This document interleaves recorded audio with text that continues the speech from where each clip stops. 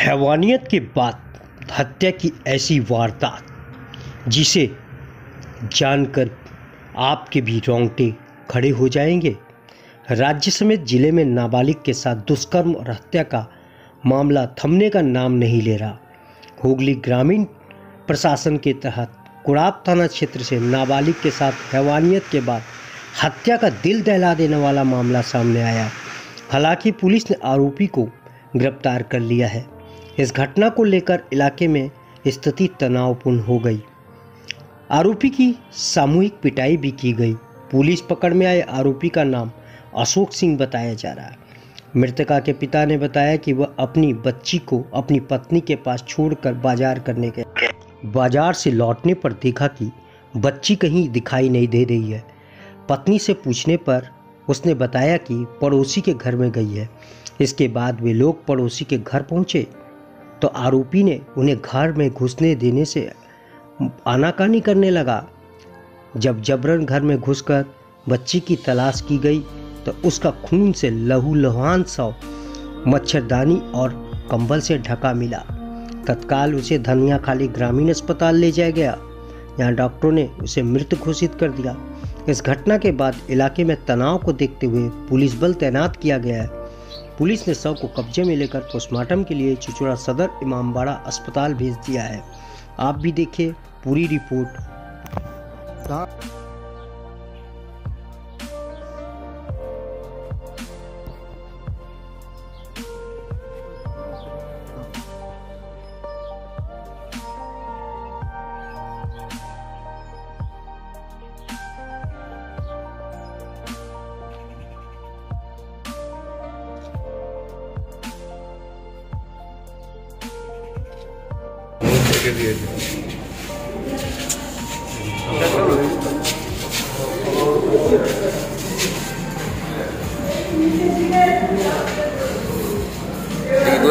Durazo, Maro.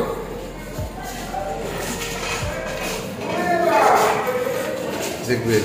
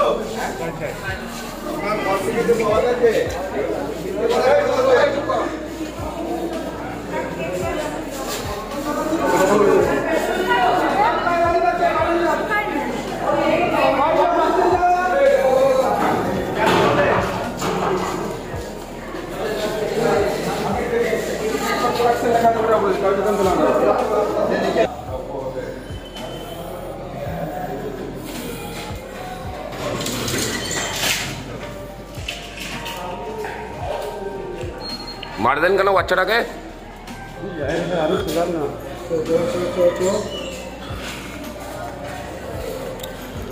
আপনার বিরুদ্ধে অভিযোগ মিথ্যা?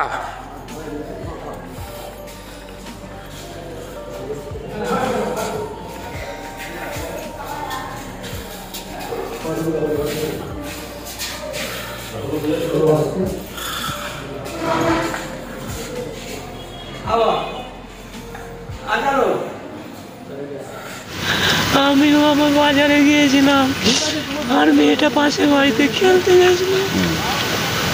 আমি বাজার থেকে এসে বলছি আমার বউকে আমার মেয়ে কই, বলছে ওদের বাড়িতে গেছে পাশের বাড়ি। দিয়ে আমি ডেকে নিয়ে এসো। মেয়ে বলেছে আমি নিজেই বাড়ি যাচ্ছি। ও রাস্তার ধারে বাড়ি, আমাদের রাস্তার এইদিকে বাড়ি। ও কখন মেয়েটাকে আমাদের সরিয়ে নিয়েছে আমরা কেউ জানি না। দিয়ে ওদের বাড়ি ফোন করেছি, খুঁজছি মেয়ে কয়, ওরা বলছে চলে গেছে। তখন সব পাড়া 3-4টে পাড়ার লোক আমরা সবাই খুঁজছি। ও আমাকে বেরিয়ে বলছে তোর মেয়ে এদিকে গেছে। কিন্তু তখনই আমাদের সবারই সন্দেহ হয়েছিল। ঘরে ঢুকছি, ঢুকে কেউ পাই না। আমি আবার একবার গেছি, আমাকে কাঠ দিচ্ছে, আমি ওকে ঠেলে সরিয়ে দিয়েছি। মশারি কাঠ বিছানার মধ্যে আমার মেয়েটাকে মেরে চাপা দিয়ে রেখেছে, সব কাঠের মধ্যে ঢুকিয়ে রেখে দিয়েছে। তারপর আপনি গেলেন সেখানে, হ্যাঁ আমি সবাই গেছে, সবাই গোটা পাড়ার লোক, তারপর তারা মেয়েটাকে বার করে নিয়ে তো কটার সময় হয়েছে? ওইটা ওই তো 6:40 এরকম। যে আপনার স্ত্রী বাড়িতে ছিল না তখন? হ্যাঁ ও রান্না করছিল, ও বাচ্চা খেলছিল? হ্যাঁ মেয়ের জন্য মাংস আনতে গেছি, মেয়ে মাংস ভালো। আপনার একটাই মেয়ে নাকি? একটা মেয়ে একটা ছেলে। ছেলে কত বড়? ছেলে আমার 7-8 বছরের বড়। তারপর কি করলেন? হাসপাতালে নিয়ে যান? তারপরে ওই তো পুলিশে আমাদেরকে গেলাম, পুলিশে মোবিসটা ওরা নিজেরা মোটর বাইকে করে যাচ্ছিলাম, পুলিশ আমাদেরকে নিয়ে ধনেখালি নিয়ে গেল। ধনেখালিতে বলছে আমার মেয়ে আর নেই, আমার মা আর নেই। এই যে ছেলেটা যে যার বাড়িতে ছিল এটা কে? ও তো আমার পাশেই বাড়ি, পাশেই বাড়ি? পাড়ার লোক। কি নাম ওর? সম্পর্কে যেটুকু কি নাম? অশোক সিং। অশোক সিং? কত বয়স হবে? ওর বয়স হবে 45-47 বছর। আপনাদের রিলেটিভ হয়? ওর পাড়া প্রতিবেশী।